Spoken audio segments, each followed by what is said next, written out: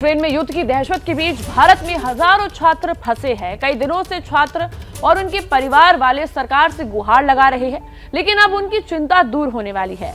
आज से air India छात्रों के रेस्क्यू ऑपरेशन में जुट गया है।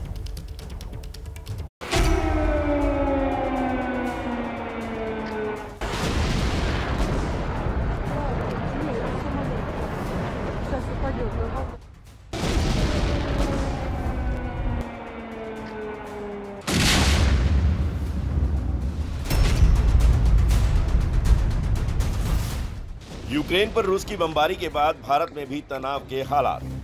प्रधानमंत्री मोदी की अगुवाई में आज फिर होगी सीसीएस की अहम बैठक, क्योंकि हजारों किलोमीटर दूर छिड़े युद्ध ने भारत की चिंताएं भी बढ़ा दी और उसकी वजह है यूक्रेन में फंसे हुए हजारों भारतीय छात्र। करीब 20,000 छात्र यूक्रेन में पढ़ाई करते हैं, जिनमें से 4,000 युद्ध शुरू होने से पहले ही यूक्रेन छोड़ चुके हैं। लेकिन अब भी 16,000 भारतीय यूक्रेन में फंसे हुए हैं, जिन्हें निकालने के लिए भारत सरकार दिन रात कोशिशों में जुटी है। अब तक लिए गए फैसले के मुताबिक यूक्रेन से भारतीयों को निकालने का ऑपरेशन तेज किया जाएगा। भारतीयों को यूक्रेन के पड़ोसी देशों के रास्ते भारत लाया जाएगा। पड़ोसी देशों से भारतीयों को लाने के लिए विशेष उड़ानें संचालित होंगी। तमाम उड़ानों का खर्च भी भारत सरकार ही उठाएगी।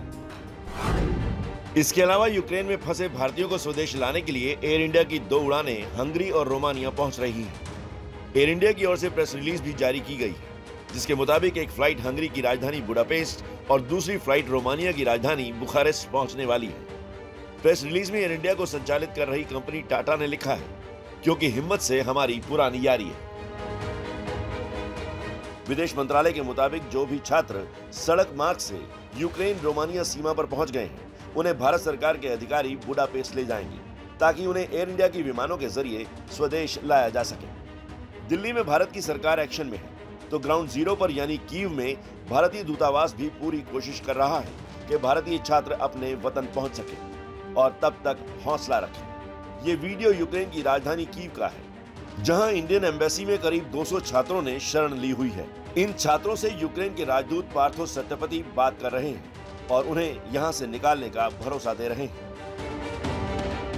इस जटिल समस्या में स्टूडेंट्स को यहाँ सुरक्षित रखना हमारी जिम्मेदारी है और इसको हम निभा रहे हैं। बच्चों को हमने यहाँ रखा हुआ है।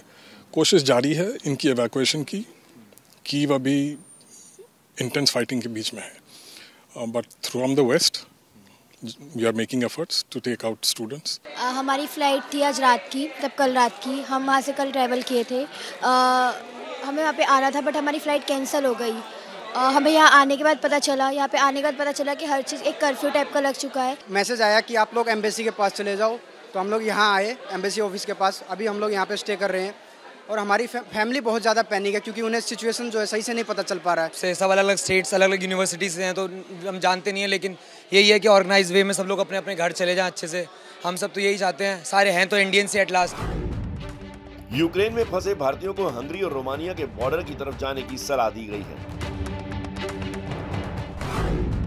वो चेक पॉइंट्स भी बताए गए हैं जहां पर भारतीयों को जाना है, जैसे हंगरी और यूक्रेन के बॉर्डर पर चॉप ज़ाहोनी के पास पहुंचना है, जबकि रोमानिया के बॉर्डर पर पोरुबनिक सेरेट पॉइंट पर जाना है। इन चेक पॉइंट्स पर भारतीय विदेश मंत्रालय के अफसर मौजूद हैं।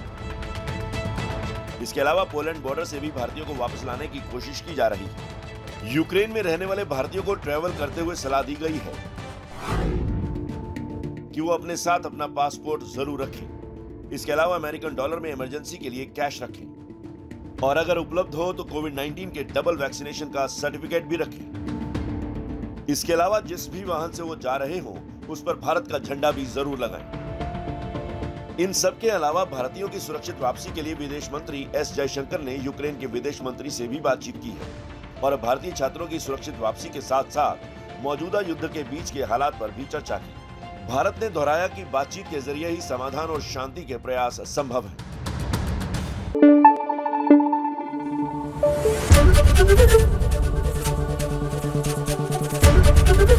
एबीपी न्यूज आपको रखे आगे।